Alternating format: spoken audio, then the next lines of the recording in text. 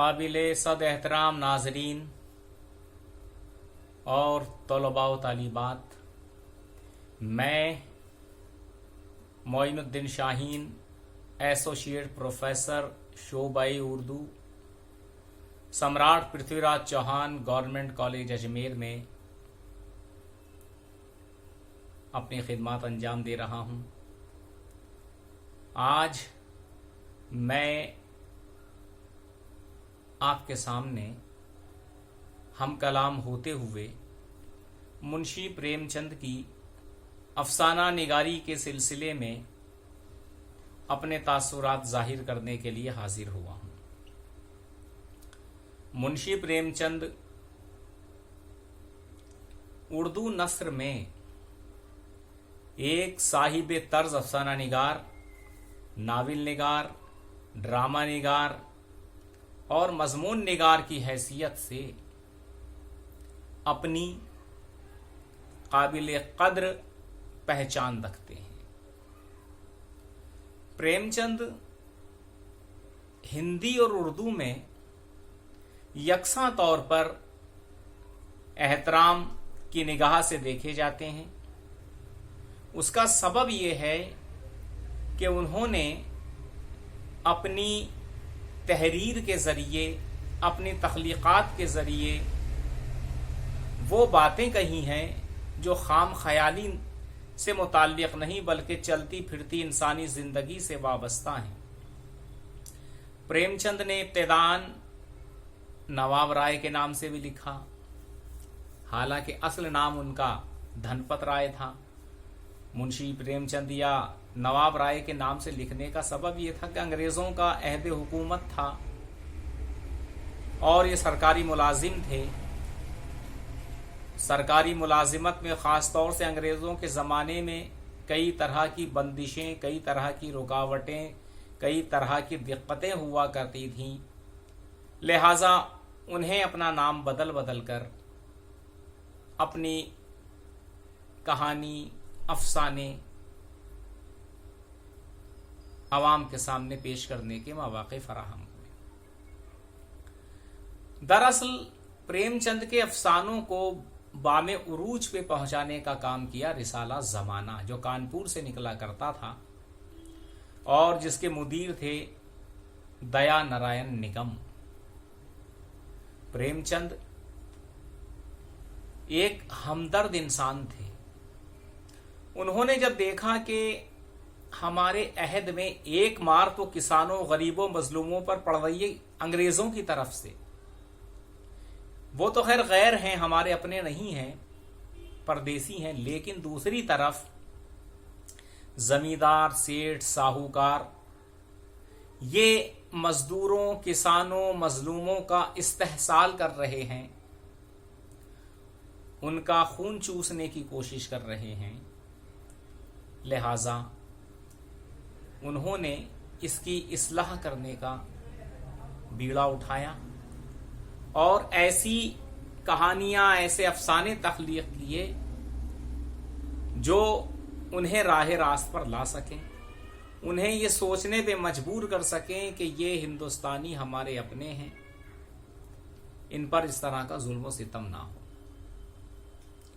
उनके कई अफसानों के मजमूए छप चुके हैं। प्रेम 25, प्रेम 32, प्रेम 40, वारदात, ज़ादे रहा, दूध की कीमत, सोज़े वतन। इन अफसानों के मजमुओं में कुछ ऐसे अफसाने हैं जिनमें प्रेमचंद का असल किरदार सामने आता है और वो किरदार है एक सच्चे और पक्के हिंदुस्तानी का किरदार, जो बिला तफरीक मजहब व मिल्लत तमाम हिंदुस्तानियों से मेहर व मोहब्बत का जज्बा जाहिर करता हुआ नजर आता है। अफसाने बहुत हैं उनके। शाहकार अफसाना कोई कहते हैं कि साहब कफन है। कफन वाकई बहुत अच्छा अफसाना है। दूसरा यह है कि आप देखिए वारदात के अफसाने वो भी काबिल कद्र हैं। नमक का दारोगा फर्ज शनासी की मिसाल है, बेहतरीन अफसाना है। पूस की रात, ये भी बहुत अच्छा अफसाना। बूढ़ी काकी कुछ लोग कहते हैं अफसाना, कुछ लोग कहते हैं कहानी है, लेकिन हम इसको अफसाने को ही कहानी को ही अफसाना तस्लीम करेंगे। शाहकार अफसाना जिसका भी जिक्र किया, कफन, घीसू, माधो और बुधिया, इसके जो 3 किरदार हैं, वो हिंदुस्तान की उस गरीबी की मुरक्का आराई के सिलसिले को हमारे सामने पेश करते हैं, जहाँ भूखमरी है, जहाँ गरीबी है, जहाँ ये समझिए कि हिंदी में कहते हैं ना, अभाव में जीने वाला जीवन वो जी रहे हैं। लेकिन उसमें उनकी खुद की भी गलती है। मेहनत कश वो हैं, लेकिन फिर भी अपने काम से जी चुराते हैं। सुस्ती और काहिली उनका मुकद्दर है। और दूसरी तरफ बुधिया एक ऐसी खातून है, एक ऐसी महिला है जो प्रतिवर्ता भी है और अपने ख़ानदान का कहिए कि लालन पालन पोषण जिसको कहते हैं, ये उसकी परवरिश के लिए, उनकी ग़िज़ा के लिए वो मेहनत मजदूरी करती है। उसका इंतकाल हो जाता है तो जो पैसा इसके कफन दफन के लिए, इसकी अर्थी के इंतज़ाम के लिए दिया जाता है, उससे दोनों बाप बेटे बजाय कफन लाने के शराब पीते हैं, गोश्त खाते हैं और उस पैसे को अय्याशी में उड़ा देते हैं और ये कहते हैं कि बहुत अच्छी थी बेचारी, मरते मरते भी हमको खिला पिला के गई है। ये तंज है प्रेमचंद का उस समाजी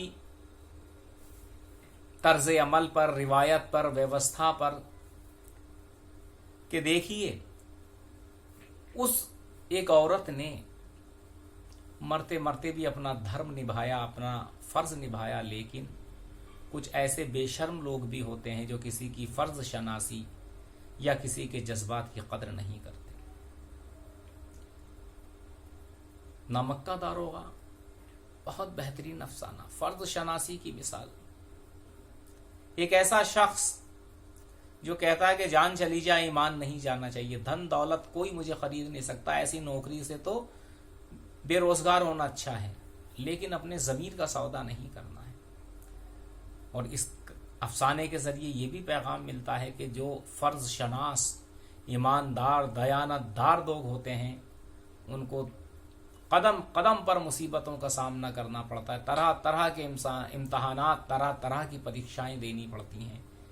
लेकिन जज्बे ईमान की ताकत एक दिन उनका लोहा मनवा के रहती है और वो पूरी दुनिया में अपनी फतेह याबी या अपनी जफर याबी का परचम लहराते हुए नजर आते हैं। और भी अफसाने हैं इनके। उन अफसानों का सबसे बढ़िया बात ये बताई गई कि प्रेमचंद ने देहाती जिंदगी को हमारे सामने पेश किया, देहात की जिंदगी की अक्कासी की है। वो जानते थे कि ज्यादातर हिंदुस्तान देहात में बसता है, देहात में उनके क्या मसाइल हैं, उन पर किस किस तरह का शोषण, कैसा इस्तेहसाल उनका होता है और उसके लिए हमें क्या करना चाहिए। जबान जैसा किरदार होता है वैसी इस्तेमाल करते हैं। हिंदी उर्दू के जो नरम व नाजुक और मुलायम अल्फाज, मखबली एहसास जिन अल्फाज में मौजूद होता है, उन्हें इस्तेमाल करने पे इनको महारत है। ज़रबुल अमसाल का इस्तेमाल, मुहावरों, कहावतों का इस्तेमाल, ये इनकी खूबी है। दूसरा ये है कि उनके अफसानों का या जो किस्सा होता है वो कसा हुआ होता है, उसमें झोल झाल या ढीलापन नहीं होता। क्योंकि प्रेमचंद को खुदाए ताला की तरफ से ये मलका वदीयत हुआ था कि वो अपनी बात या अपने जज्बात को पेश करने में जो महारत, जो चतुराई रखते थे, जो फनकाराना सलाहियत वो रखते थे, उसी वजह से उनके अफसाने उर्दू और हिंदी में यकसा तौर पर मशहूर हुए।